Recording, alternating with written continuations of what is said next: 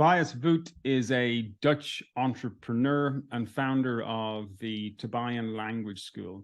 He started the business in 2020. It's an online school, a teaching school where you can learn lots of different languages. Today, he's going to share some hints and tips and talk about the challenges that he overcame and the challenges that he still faces as he's growing and scaling the business. I think there's lots of great information, hints and tips in this conversation that will help people, especially people who are unsure about whether or not now is the right time to go and do an online business and to branch out into your own domain and do your own thing. Tobias has a lot of interesting ideas about marketing, about how you scale, about how you grow. So enjoy. I think it's quite interesting. If I haven't earned your subscription already, hopefully this one will do it. Just hit the little subscribe button at the top of the page. It helps the channel grow. And if you are a subscriber, thank you so much for watching and enjoy the video. Thank you. How are you doing? Good afternoon, Conor. Great. Thank you very much.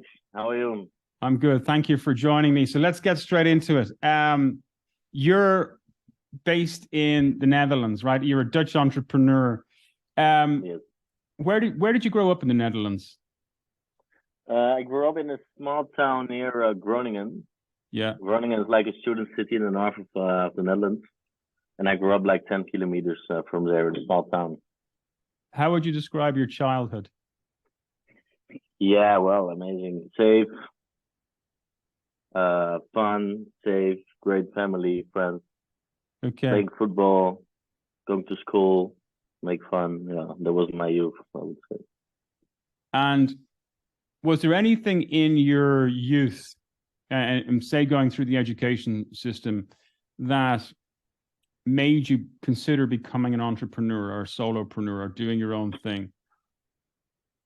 Not really. Well, I always was quite creative. I think I had many different ideas. Yeah. For example, I started like a football museum when I was 8 or 9 years old, and everyone in the town, I invited them to visit the museum, and they had to pay an entrance fee. And that's where maybe that was like a small start already, as you could see. Yeah. I think that's pretty relevant, right? So Yeah. the question is, an entrepreneur born or made, right? So clearly, if an 8-year-old is building a football museum, there's something in the DNA. Yeah. So you founded an online language school in 2020 at the height of COVID. What was your thinking there? Yeah, it was actually right before COVID. I was in Portugal, actually, in Faro, on the terrace. I was translating something from English to Portuguese or the other way around. And then someone told me, like, hey, maybe you should use it. Maybe you should do something with this, you know? So that's when it started, basically. Then I thought I want to teach on my own. So I started teaching some students. But yeah, after a while, I thought maybe some people were asking for other languages as well. I asked friends to join, and that's where it started growing. So when you say you asked friends to join, were you paying them? Yeah, I was paying them. Yeah. So people I knew from traveling, from doing voluntary work abroad, from exchange programs, etc. I asked them if they were interested in teaching online as well. Yeah. And then many people joined as a teacher. And did you do in the beginning? Did you write up a business plan? Was it did you look for funding, or did it just grow organically? I didn't look for, I didn't need any funding actually. I just bought a laptop, and I got some study materials from the internet. I created some study materials myself, and that's how I started. And were you tempted when you finished the master's? So you were in the master's in Portugal at the time. Were you tempted to go and just get a job? Yeah, that was my plan actually. Right before I started, I was already checking some different jobs. So that was like January 2020 or something. Yeah. Because I knew I was about to finish the master's, you know. So I was looking about the different opportunities, etc. But then this came up, so eventually I didn't have to search for anything else. And how did so you started the school how did COVID influence your thinking? Was it a problem for you at the time? Was COVID impacting the business in any way when you started it, or was it helping it? Yeah, I think it was helping it. Yeah, definitely, because it was yeah, you remember 2020, Yeah, let's say February, March, April 2020, you know, there were no people in some countries they were not even it was not even they were not even able to leave the house, for example, due to local regulations. So it yeah, helped, yeah, because people were looking to do something at home, to learn languages in the evening, for example. Yeah. very interesting. And so, how did you go about building a customer base? Right. So, how did you start scaling it? Well, that also started with just yeah, asking around.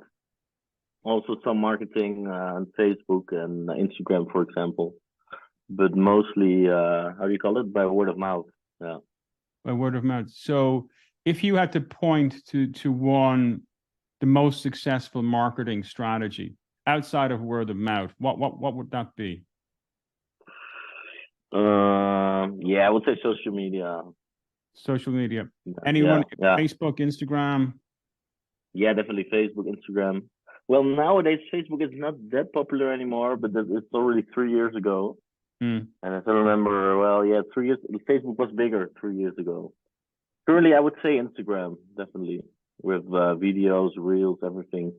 It's quite easy to reach many people, I would say. Yeah. So Instagram Reels, right? Yeah. So, and you're putting up Tobian Language School, and how did you choose on the target audience? Can you remember?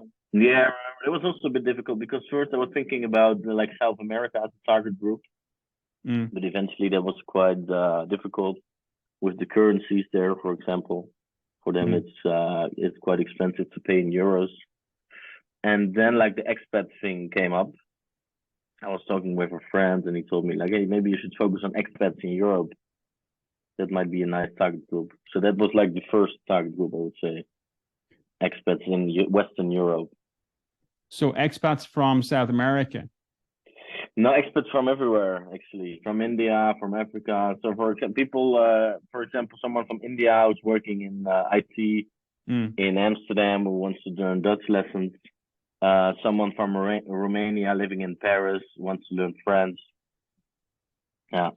So it sounds like it was an organic almost. I've been looking at the website online. It's fantastic, and I've been watching it grow, right? And Thanks. it sounds like it was more organic than a deliberate, planned move. Like you didn't do a case analysis and say, okay, we need more, a business case and say we need more English language online schools. You just grew organically from a small base. Would I be right in assuming that? Yeah, exactly. You're right. Yeah. Very interesting. And what was the biggest challenge you faced in the early days? Uh, yeah, well, in the beginning, like people always ask about references, you know, reviews, etc. Yeah. And in the beginning, it's not that well known. There may be 10 reviews on Google. So they worry about the credibility of the school. That's a bit difficult at the beginning. How did you Now it's after, sorry. How did you overcome that?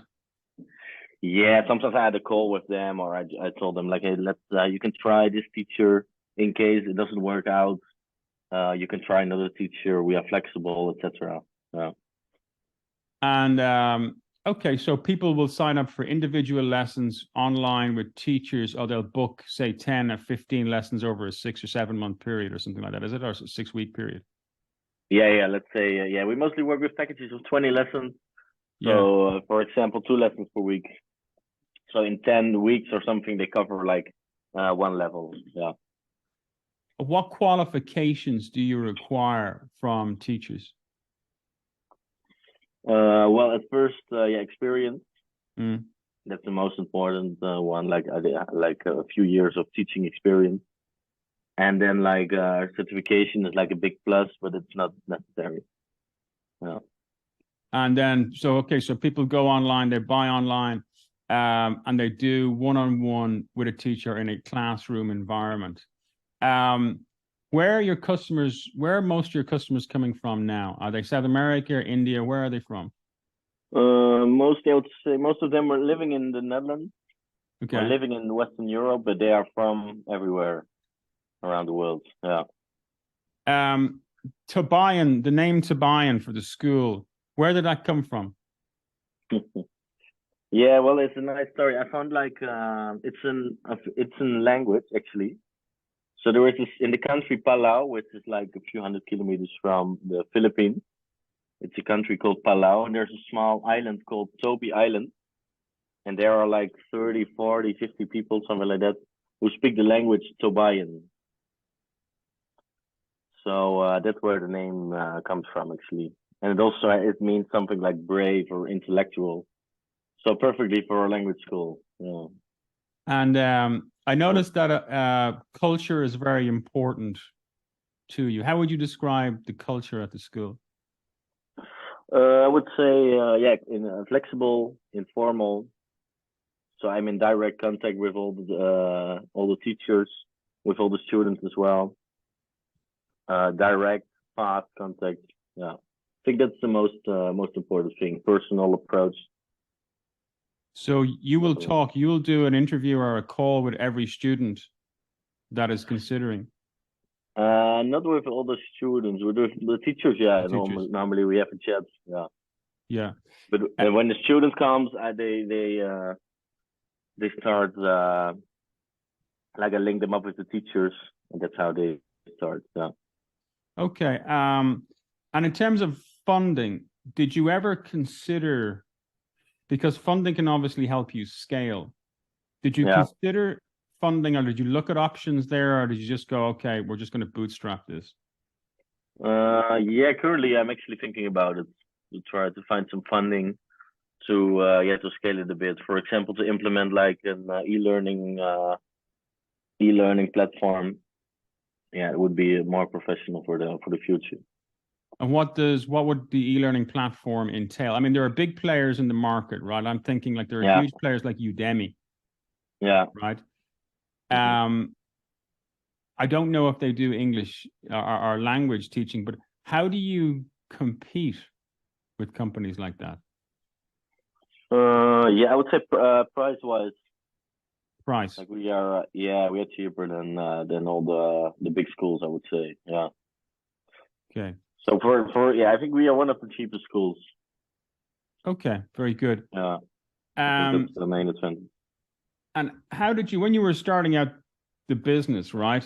How did you cope psychologically, right? So a lot of people will dream about starting a business. They'll think about, doing their own thing, but 90% of people don't. You went and did it. Was there any insecurities that you had to overcome? Like, what was your thinking there? Like, did you just say, you know what, I'm not going to go and do this 9 to 5 job type stuff. I'm going to go and do this myself. Yeah. Yeah, well, not really actually. I always felt like after my master's, I was try to find a job, work somewhere for a few years, and then start something. That was kind of always in my mind.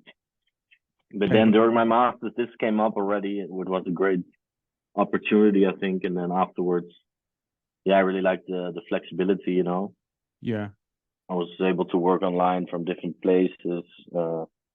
Yeah, you can work whenever you want, your own schedules, etc. So that's why I continued. So in many ways, when you're an entrepreneur, you're almost designing your own life, right? Yeah, yeah. Because there's no authority figure over you. You work when you Hmm. want. How many hours a day do you work? Oh, it really depends. Like last year, I've been traveling quite a lot, and yeah, there it's sometimes difficult to combine it because yeah, there are other things to do as well. You know, around with friends or something, or we're gonna go for some sightseeing, or the internet is not working properly, etc. But yeah, let's say maybe during traveling, 20 hours a week. 20 hours Uh, traveling, 20 hours a week.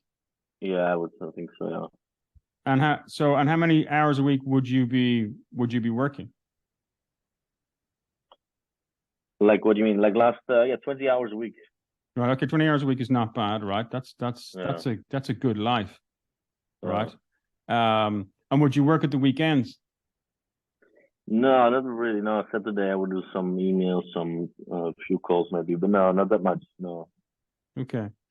Um, what's the best thing about being an entrepreneur? Yeah, I would say, the freedom for sure. So, like in my case, online entrepreneur, like you can choose your location where you want to work from. That's great, I would say. Another thing is like, the creativity, there every day there are new ideas comes to mind. Um, and that's how you can grow. Also, the dreaming part, like you can always dream about becoming bigger and bigger, which is nice as well. Like you don't know, you're not sure, how it's gonna be in 1 or 2 or 3 years. I think when you work at a company, you kind of know what's gonna happen for the next years, right? Yeah. But as an entrepreneur, it's not sure. And how do you And I cope think with that's, how do you cope with that? yeah, I kind of like that part. I would say, So you have a tolerance for uncertainty yeah, I think so. and insecurity. And that's probably the thing that holds a lot of people back, right? Yeah. Also that, they say a salary is the drug an employer gives somebody to forget their dreams, right? So Yeah. it is a kind of addiction. And people become they become used to it. What motivates you? I would say people progress. For example, I see, I'm in touch with some teachers. They started 1 year or a few months ago, and they already have a couple of students, and they really like what they're doing. I really see them growing, And the same about the students. We've had some students that started, for example, 2 years ago with basic level French, and now they have French B2 level, for example. That's fantastic. That's great, right? They speak French fluently, mostly. Well, they've been practicing during the day as well, but mostly because of our lessons. So that's great. So the fulfillment is from watching people grow and develop. Yeah. That's where it comes from. Yeah. And so when you're talking about scaling, right? So obviously you're an ambitious guy. Have you got a strategy or an idea around scaling? Do you have to go and look to secure funding, or is there a model or a route or something you can do to help you scale? Have you thought about the strategy there? Yeah.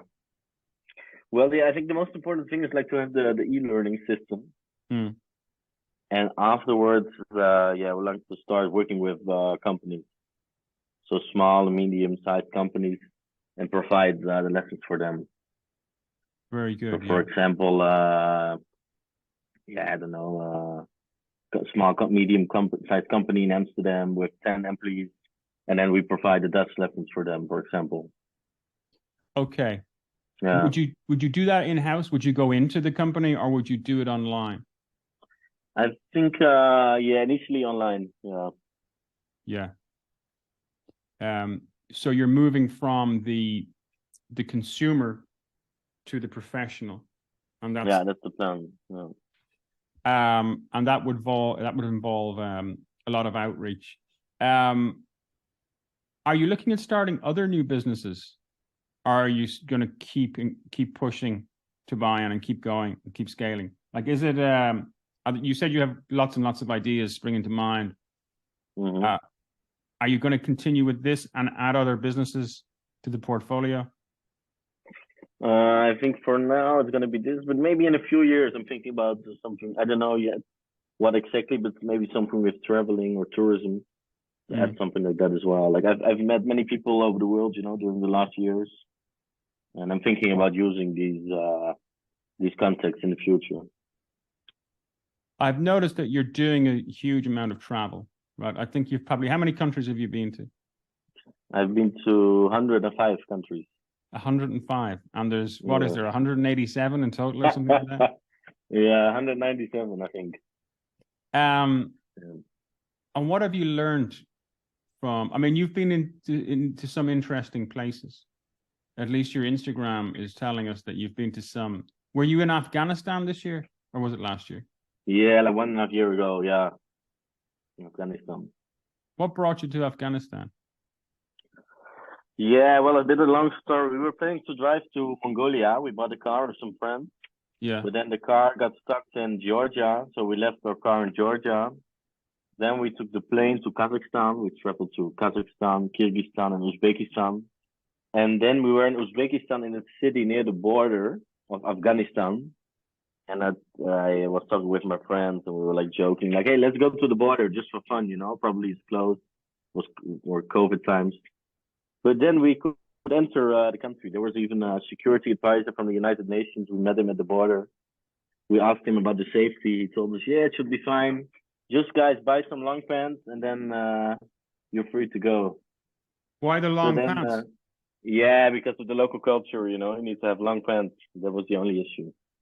Then we left our car at the border. We took a taxi to city Mazar-i Sharif, which is like the second city in Afghanistan.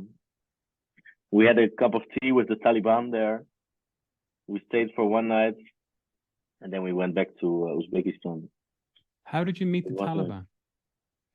Well, we entered our hotel. Then there was a guy, an Afghani guy living in London, and he invited us. He wanted to show us around the city to see the Blue Mosque. And then outside the Blue Mosque, there were a couple of guys with an AK-47 drinking tea. And then the guy asked us, "Hey, you want to have tea with them?" We were like, "We're not sure." He said, "Yeah, come on, it's fine." And then we joined them for tea. It was a great experience. And did they speak English? I think one spoke English and one spoke German or something. But we had the guy from the hotel, so he was translating. And what did you talk about? Yeah, they asked us about the politics in Afghanistan, what we thought. And we said, "Yeah, we like the current regime. It's fine, etc." And they asked us about drinking alcohol, etc. in Holland. Yeah, They it asked you was a about, great experience. Sorry? they asked you about alcohol. Yeah, about alcohol, about the religion, etc. Yeah, they were also joking a bit because they know Yeah. we are from Holland, you know. But they told us, "Well, wow, we got a lot of respect for you guys coming here during this period. We haven't seen any tourists here, so yeah, they kind of respected us. It was a great experience." Yeah, that's, and the AK-47s weren't used at any point, were they? No. Luckily, they Um, weren't. were you just being a tourist, or were you looking for teachers for the language school? Oh no, there was just tourism. Yeah.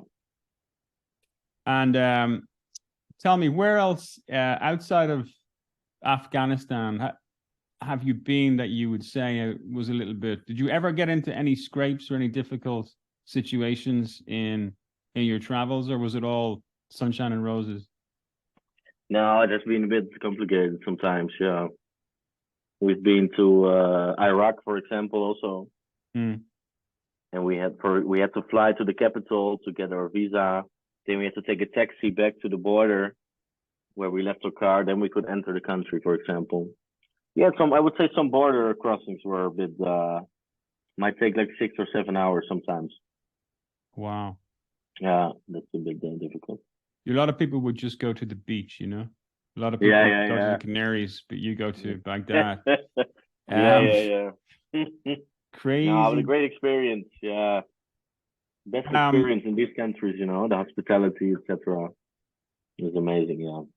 Oh, do you find in these countries the hospitality is they're very welcoming and they are very friendly and they're very open? Yeah. Yeah, definitely. Yeah. What's the hardest thing about being an entrepreneur? Yeah, I would say, discipline is difficult sometimes. How so? For example, you're planning to start early in the morning, but then, you end up starting later. You need to plan your own administration. Like I have an accountant, you know, but still I have to do some things myself. Yeah, need to be able to cope with the freedom. Yeah. That's the most important. Yeah. And when you say cope with the freedom, so you need to put timetables and discipline in place, right? And not, you need to put in the time. Anything else? Yeah, and also I would say to be able to cope with, for example, when the business is not going that well, when it's like, what's the word, decreasing, or when the business like decreasing. For example, for me, like during the first summer, it decreases, the amount of customers. And I was a bit like, well, I hope after it's gonna be better after summer, Mm. And eventually it was better after summer. But these kind of things, yeah, I'm at the beginning of the month, you're not sure what's gonna be your income.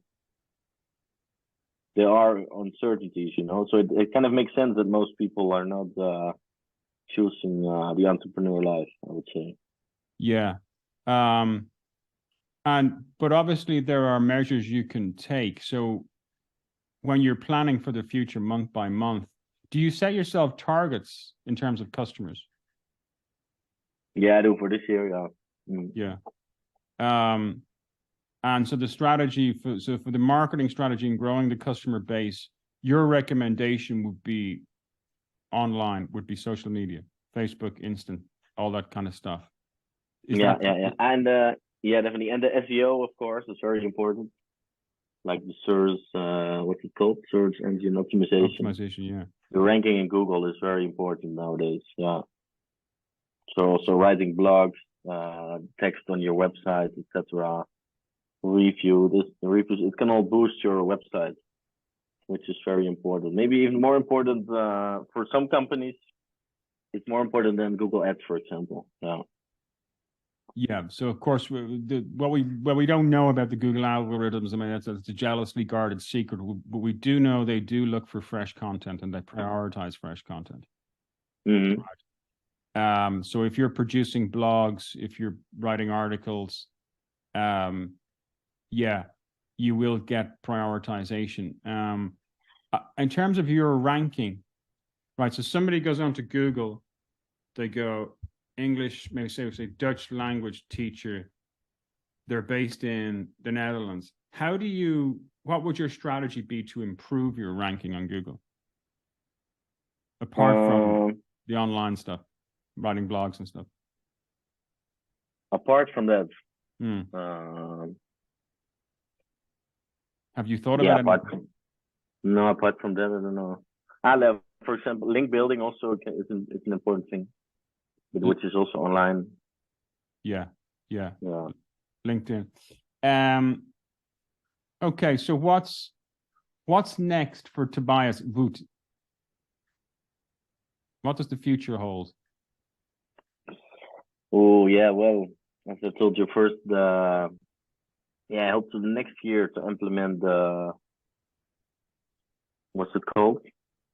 E-learning platform. The e-learning platform for next year. Yeah, gonna slow down the travels a bit this year.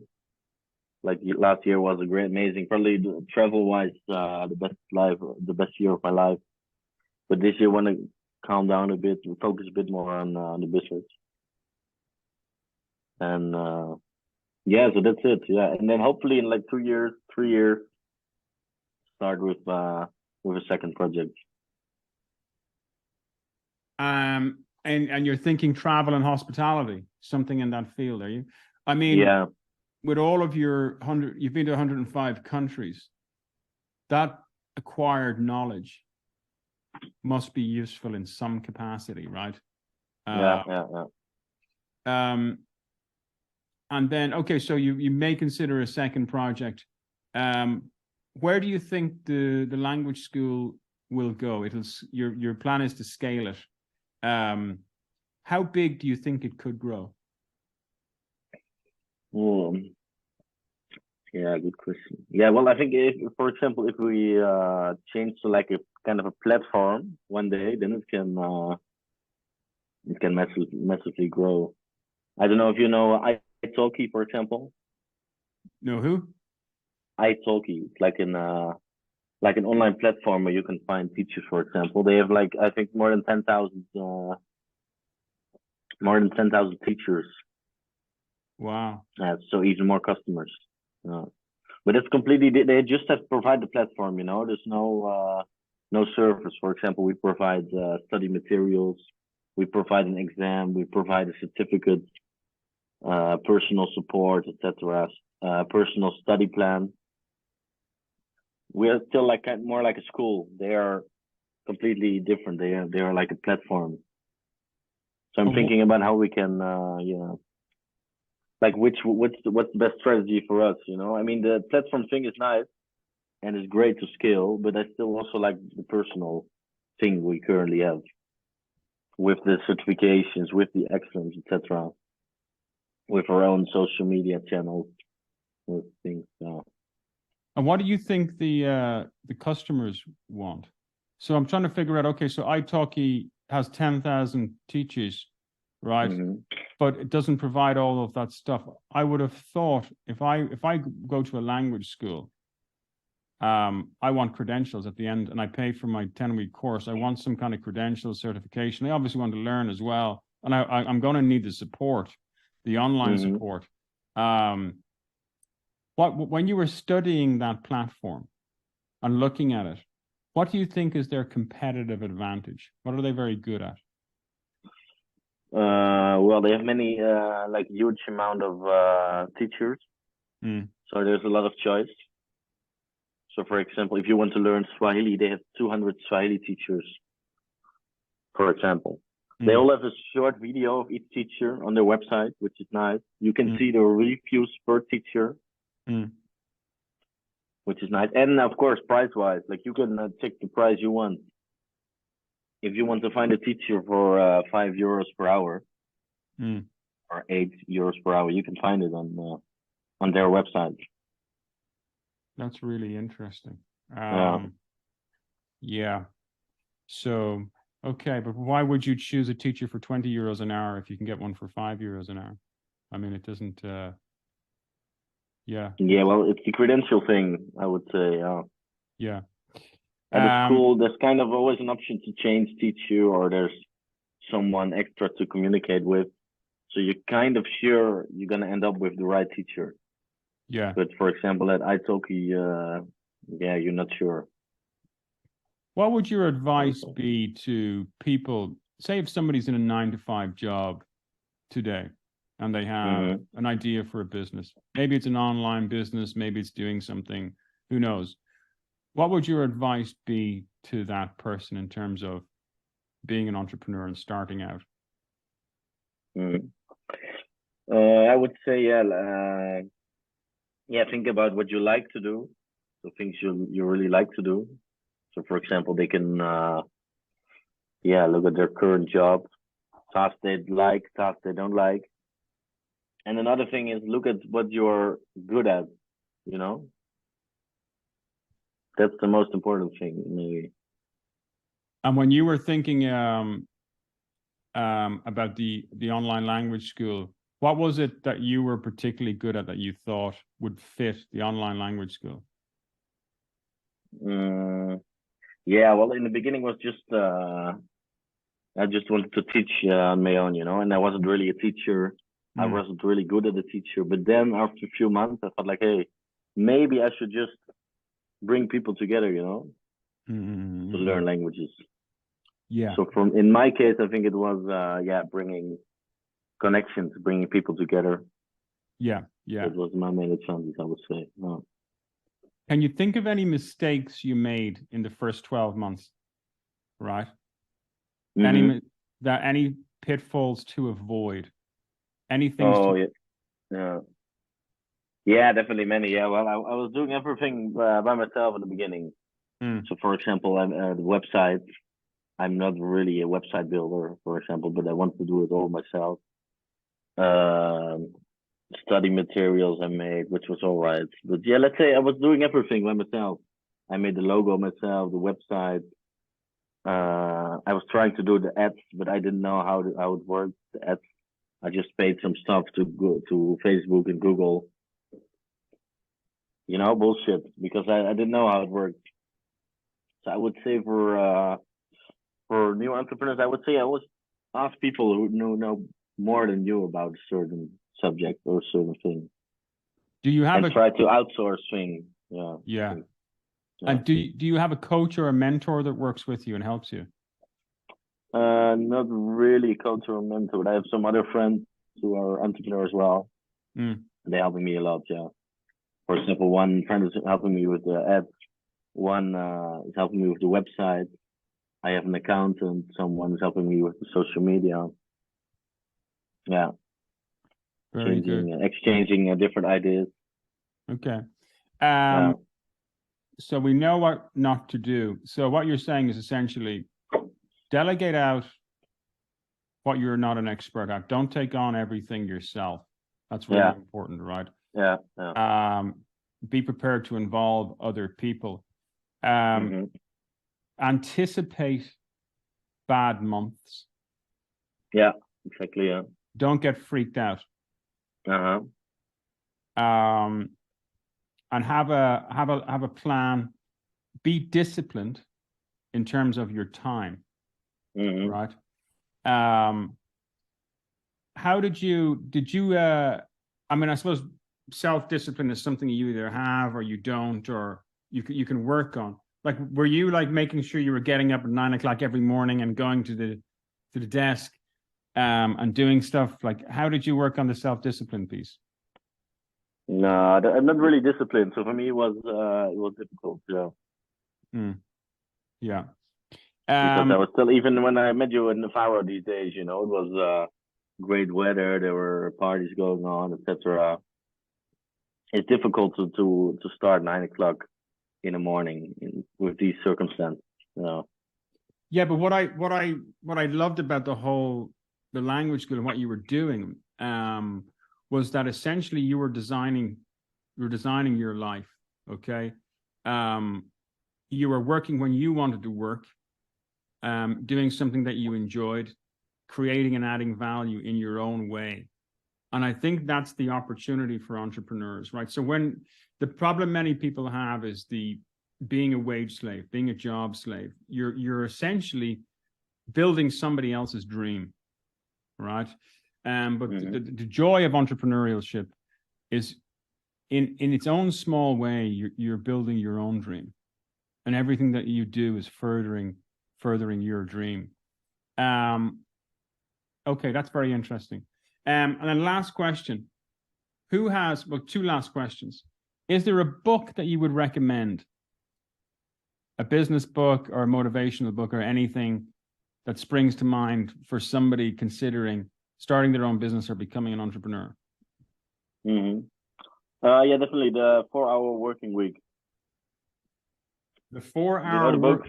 I've heard of it, yeah. I've heard of it, but I haven't read it. The 4-hour working week. Yeah. Who's the writer? Timothy Ferriss, I think. Tim Ferriss.